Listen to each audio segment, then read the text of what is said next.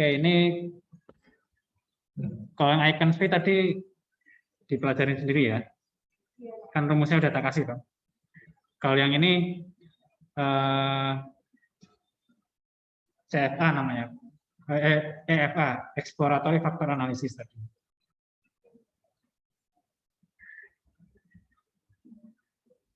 Nah, ini itemnya ini kita copy namanya. Namanya itu di copy-nya di sini, di labelnya itu. Oke, ini kita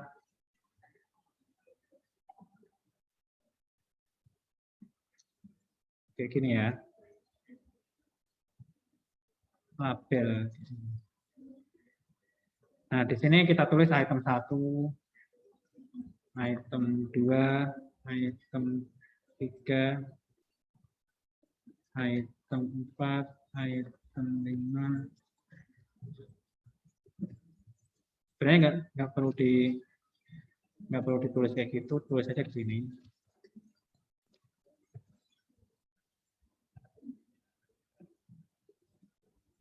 Di sini ada 12 item. Oke. Nah, di sini itu nggak boleh pakai spasi dia. Coba ya, misalkan saya kasih spasi gini. Oh, nggak bisa pakai spasi. Atau angka di depan itu juga nggak bisa. 1 nggak boleh. 1A nggak boleh. Jadi item 1, item 2. Terus ini yang ini kita numerik ya, numerik itu angka. Measure-nya kita tulis scale aja semuanya. Scale itu yang bisa kita kalikan, kita bagikan. Oke, desimalnya 0 aja ya. 0.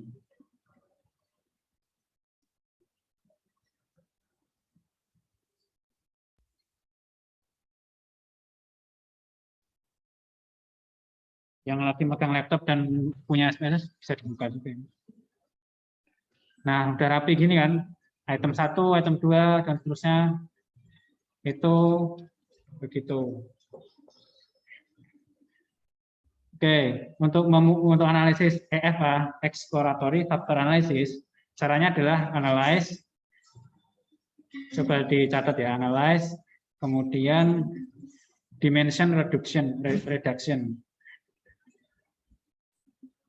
dan klik faktor. Ini EFA.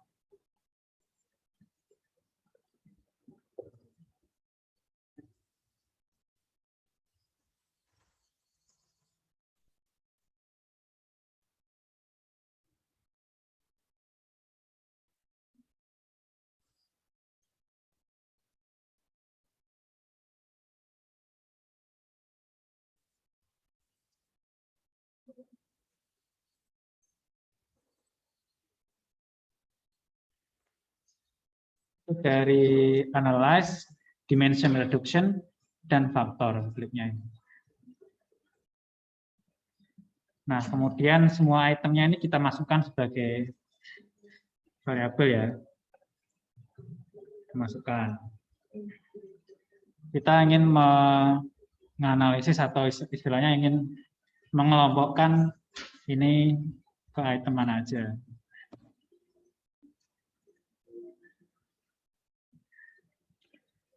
Kemudian apa lagi ya, deskriptif ini nanti kalian akan akrab dengan ini KMO dan Bartlett Test Asperity ini, tapi bisa jadi ini nggak terlalu dipelajarin juga.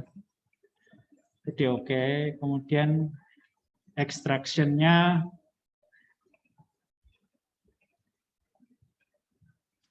ini script plot ditunjukkan aja. Oke. Rotasinya pakai namanya varimat.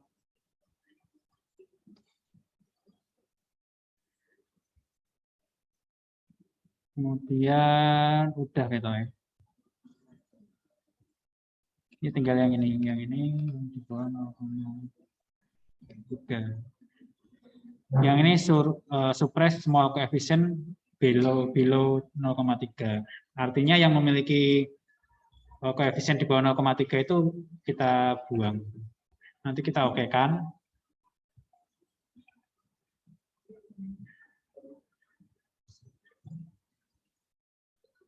Terus kita melihat di sini, nah yang paling bawah ini, rotated component metric. Jadi ternyata religiositas itu di sini menjadi dua faktor. Yang awalnya kita kira itu memiliki 3 faktor, iman, Islam, dan ihsan. Ternyata setelah dianalisis faktor, hanya membentuk 2 faktor, gitu, atau 2 komponen. Coba kita pindahkan, biar kita bisa melihat lebih jauh lagi. Kira-kira yang item ini tuh mengukur apa sih?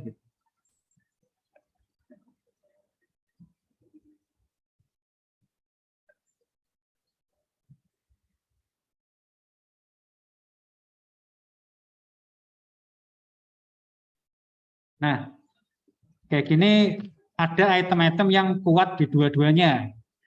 Dia item nomor 1 ini itu kuat di item di faktor nomor 1, tapi juga kuat di faktor 2. Tapi dia lebih kuat di faktor 2 ya di sini ya, lebih nilainya lebih tinggi di situ. Jadi ini masuk ke sini.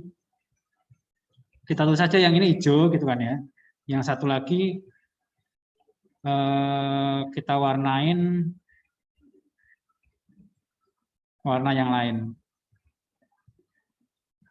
Misalkan biru gitu. Sama yang ini. Nah, dari sini kita bisa kayak menginterpretasikan atau mengira-ngira gitu. Yang ini tuh kira-kira mengukur apa sih? Sementara yang bawah ini ngitung apa sih? Coba kita perhatikan satu persatu ya.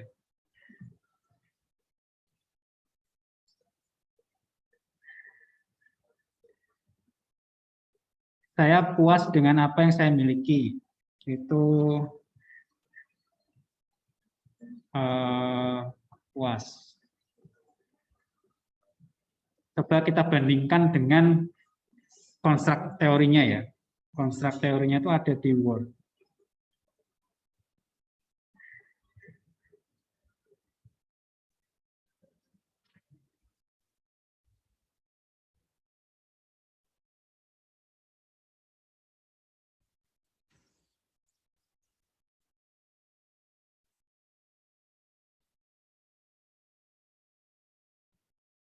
Bukan yang ini, berarti yang di blueprintnya. Blueprint.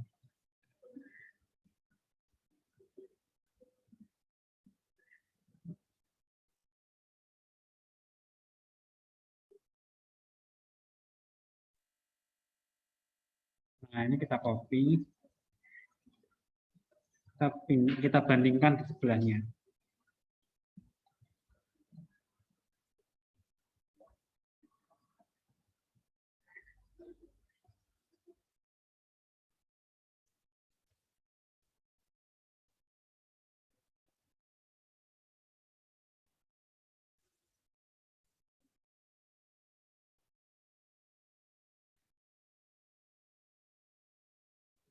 Sortir ya.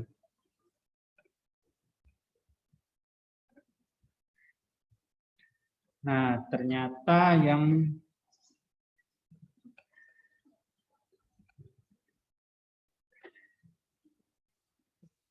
item ini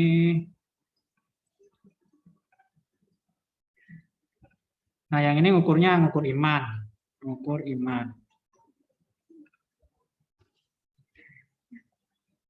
Nah, ihsan sama iman ini ada yang ini ya kayak mereka merupakan konsep yang mirip gitu loh. Sementara yang sini banyakkan apa ini? Islam apa? Yang terutama yang besar-besar ini. 8, 8, 8. Nah, ini Islam ini.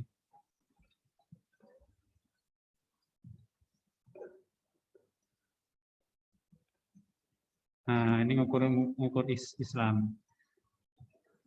Nah, yang biru itu ternyata ngukur Islam. Sementara yang hijau itu ngukur iman. Ihsan itu ya dia bisa ada di sini, bisa ada di sini gitu.